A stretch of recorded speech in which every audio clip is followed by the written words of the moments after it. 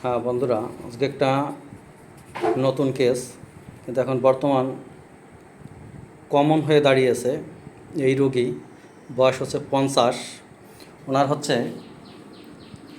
MRI findings suggest multiple hemangioma in liver largest on measuring about 6 centimetre into 5 centimetre.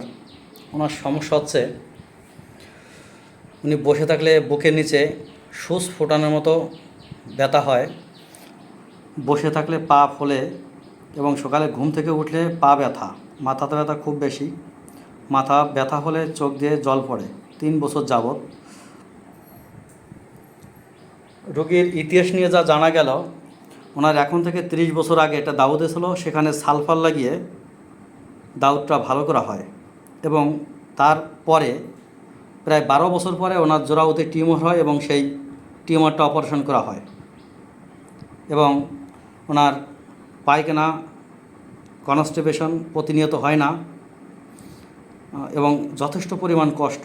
ওনার রাগ আছে, জেদ আছে এবং সেলিব্রেশন যেটা আগে ছিল,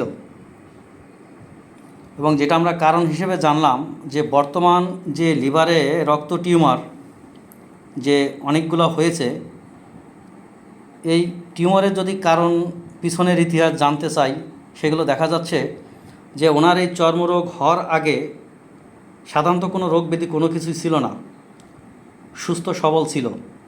কিন্তু যখন চর্মরোগ চাপা দিল, এই চর্মরোগটা চাপা দেওয়ার পরে এই চর্মরোগ চাপা দেওয়ার যে ক্ষতিটা, সেটা দেখা গেল প্রথম 12 বছর পর, যেটা হচ্ছে জোরাও টিউমার।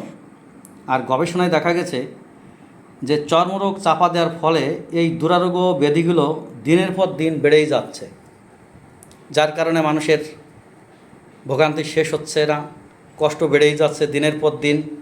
অ্যালোপ্যাথিতে পরীক্ষা নিরীক্ষা, হাজারো টাকা ব্যয়, বাস সমাধান কোনো কিছুই না। এখন আপনি এই ওষুধ খেয়ে কেমন আছেন? এখন আগের চেয়ে একটু ভালো, আগের মতো ব্যথা আছে? ব্যথা কম। বসলে পরে যে পা ফলতো, সুচ ফোটার মতো ব্যথা হতো, সেগুলো কি আছে এখন? না, সেগুলো নাই, সেগুলো কম আছে। মাথা ব্যথা ছিল অনেক? অনেক মাথা ব্যথা ছিল, কিন্তু এখন মাথা ব্যথা হয় জার্নি করলে বা বাতাস লাগলে, কিন্তু আগের মতো না, আগের থেকে অনেকটা কম। আগের মতন না, কম। এখন তাহলে আগের থেকে ওষুধ খেয়ে অনেক ভালো আছে। হ্যাঁ, বিষয়টা হচ্ছে যেভাবে আমরা ওষুধটা হোমিওপ্যাথিতে সিলেক্ট করি, সাধারণত রোগের কারণটা কি এটা জানতে হয়। রোগীর ডান দিকে একটা তিল আছে, বাম দিকে একটা আছে, এবং রোগীর জোরাও অপারেশন। আমরা নিশ্চিন্তে বলতে পারি রোগী সাইকোটিক, এবং আমরা সাইকোটিক দিক থেকেই ওষুধটা নির্বাচন করব। ওখানে উনি মিষ্টি বেশ পছন্দ, ঝাল এবং টক অনেক অনেক পছন্দ। তারপর নিশ্চিন্তে আমরা জোরাওর অপারেশন, সাথে চর্মরোগ চাপা দেয়া, কনস্টিপেশন সব মিলে যদি আমরা হিসাব করি, তাহলে রোগী নিশ্চিত সাইকোটিক। আমরা অ্যান্টিসাইকোটিক থেকে মেডিসিন শুরু করছি এবং তাতে রোগী আগের থেকে অনেক ভালো আছে। ধন্যবাদ।